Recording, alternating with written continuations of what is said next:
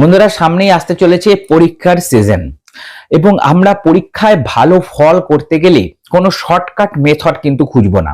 পরীক্ষায় ভালো ফল করতে গেলে আমরা প্রায় প্রত্যেকেই জানি ডিসিপ্লিনের প্রয়োজন হয়, নিয়মানুবর্তিতার প্রয়োজন হয়, নিরন্তর চর্চার প্রয়োজন হয়।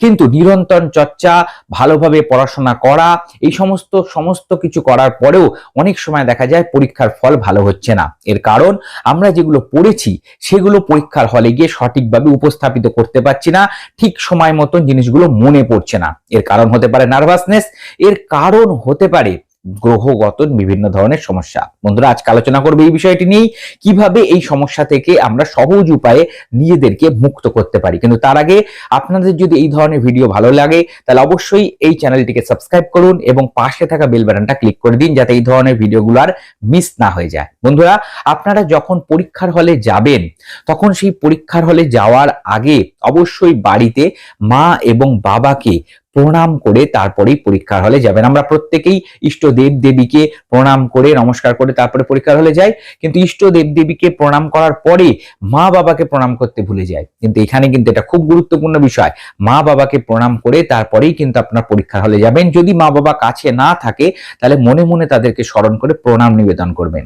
বন্ধুরা, পরীক্ষার হলে যখন আপনারা পৌঁছবেন, যখন আপনারা হাতে খাতা পাবেন, তখন সেই খাতাটি হাতে নিয়ে প্রথমে ওং গাং গণেশায় নমঃ, ওং গাং গণেশায় নমঃ এই মন্ত্রটা 3 বার উচ্চারণ করবেন এবং তারপরে পরীক্ষার হলে কিন্তু আপনারা লেখা শুরু করবেন।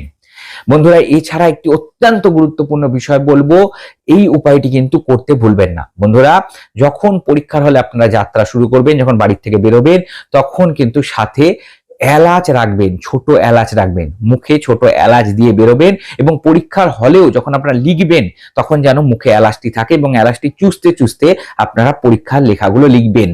এই ছোট্ট উপায়টির মাধ্যমে কিন্তু আপনাদের যে সমস্ত পড়াশোনা আপনারা করে গেছেন, যেগুলো আপনারা হঠাৎ করে তো মনে পড়ছে না, এই ধরনের সমস্যা থেকে আপনারা বেরিয়ে আসবেন। দেখবেন যেগুলো পড়ে এসেছেন সেগুলো অতি সহজে আপনারা মনে করতে পারছেন এবং পরীক্ষার হলে গিয়ে খাতায় সুন্দরভাবে লিখেও আসতে পারছেন।